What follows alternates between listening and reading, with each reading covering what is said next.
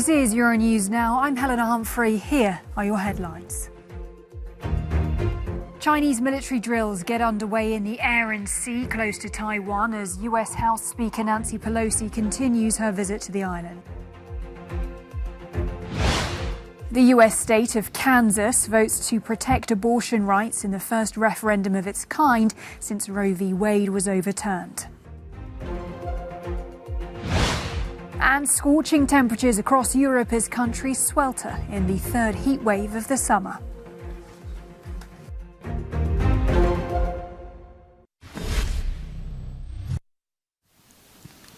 Defying threats of retaliation from Beijing, U.S. House Speaker Nancy Pelosi carried out her controversial visit to Taiwan, meeting with President Tsai Ing-wen on Wednesday. She's the highest-ranking U.S. official in 25 years to visit the self-ruled island, which China sees as a breakaway province. Our delegation came here to send an unequivocal message. America stands with Taiwan. Thank you, Madam President. Beijing says Pelosi's visit undermines its one China policy. In response, China put its military on high alert and launched a series of military operations around Taiwan, with more drills planned through to Sunday. The U.S. ambassador to China was also summoned and told that Washington will pay the price for Pelosi's visit. Chinese state television said the trip sends a seriously wrong signal to separatist forces for Taiwan independence. The White House says President Joe Biden has been trying to keep communication lines open with his Chinese counterpart and reiterated that Washington remains firm in its support for the One China policy. A longtime critic of China's human rights record, Pelosi is visiting Taiwan as part of a 4-day congressional visit to Asia, which is planned independently of the presidency. Biden's spokesperson played it down, saying there was no need for China to create any crisis or conflict from the situation. Footage has appeared of smoke rising over Kabul, said to have been filmed after the US drone strike on the home where al-Qaeda leader Ayman al-Zawahiri was killed. Washington says the death of the man said to have helped mastermind the 2001 terrorist attack on the US might bring closure to families of the victims of the 7/11 attacks. President Joe Biden, together with his security team, approved the drone strike in the center of Kabul. His spokesperson, John Kirby, said Afghanistan is not a safe haven for terrorists. This action demonstrates that without American forces on the ground in Afghanistan and in harm's way, we still remain able to identify and locate even the world's most wanted terrorist, and then take the action to remove him from the battlefield. Doubts emerge among locals whether al-Qaeda's chief was killed in the drone strike. Many don't believe al-Zawahiri was even hiding in the Afghan capital. First,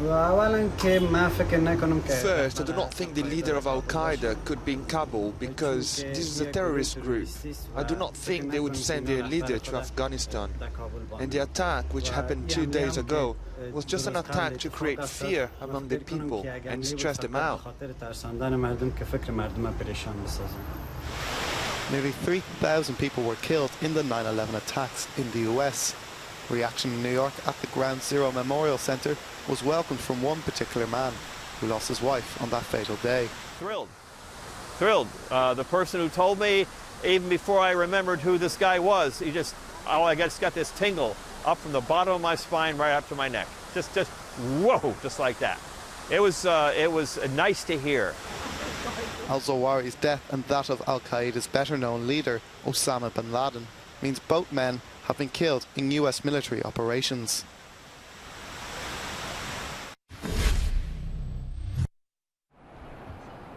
Russia's Supreme Court has declared Ukraine's Azov regiment a terror organization, paving the way for terrorism charges to be made against the fighters who were captured in Mariupol's shattered steel plant.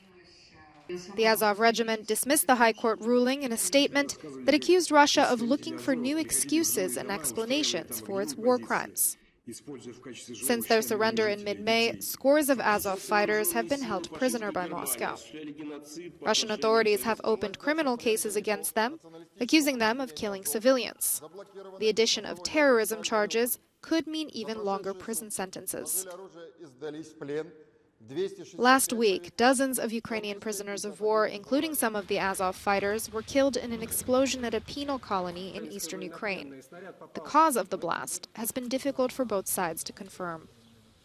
Ukraine says it lacks the access needed to independently investigate what happened. We do not have access to the territory. We do not have access to the people who have been affected there. We have no direct communication with the Russian side. All the information we collect is conditionally verified. Both sides have blamed each other for the attack, saying it was premeditated to cover up atrocities. Moscow opened a probe and sent a criminal investigation team to the site.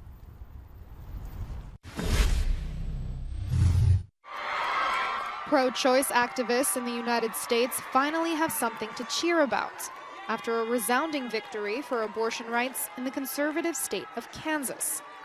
Voters there rejected a ballot measure that would have allowed the Republican-controlled legislature to tighten restrictions or even ban the procedure outright.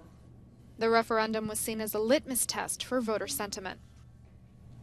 A coalition of voters across the political spectrum came together today and voted no. They voted no to protect their neighbors. They voted no on changing the Constitution and really, demonstrated our free state roots here in Kansas are alive and well. It's the first major vote on abortion rights since the U.S. Supreme Court scrapped the constitutional right to the procedure in June. The victory also provided a glimmer of hope for Democrats ahead of midterm elections in November.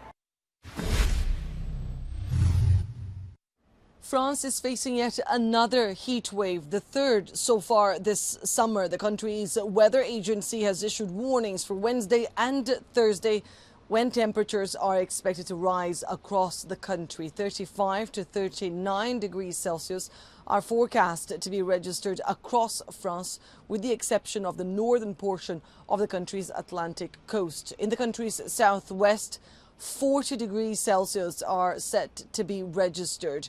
This as all 96 departments across France are currently on drought alert, with many facing major water restrictions. Firefighters are also on standby after having put out 2 major wildfires in the country's southwest. They say they are bracing for more episodes of wildfires to come over the next few days. Annelise Borges is in Paris for Euronews. Europe's summer may be drawing to a close, but scorching temperatures continue to cause havoc across the continent. In Spain, extreme heat has left thousands dead. July was Spain's deadliest since 2015, with more than 2,000 excess deaths due to the heat. Lorenzo Armenteros, the spokesman for the Society of General and Family Physicians of Spain, explains the trauma heat can cause the body. Most deaths are a consequence of heat stress. It can affect multiple organs, decompensating them significantly and causing multi-organ failure and subsequently death. Spain also has the highest number of deaths in Europe due to the heat in the last week. Most deaths occur in the elderly, who are the most vulnerable to the heat. But all ages can succumb to the effect of high temperatures. In addition, experts say the high temperatures can lead to an increase in heart attacks, pulmonary thrombolisms, and embolisms.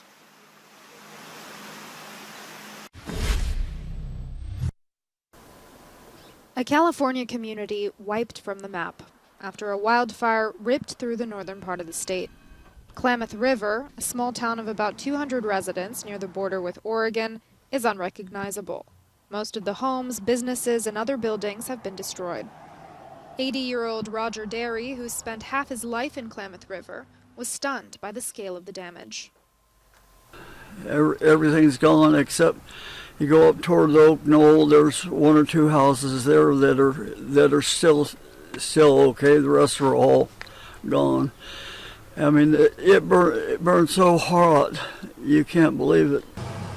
The deadly blaze, which has been dubbed the McKinney Fire, has killed at least 4 people, destroyed more than 100 structures, and scorched more than 200 square kilometers of forest. Helped by recent rainfall, firefighters are still working to bring it fully under control.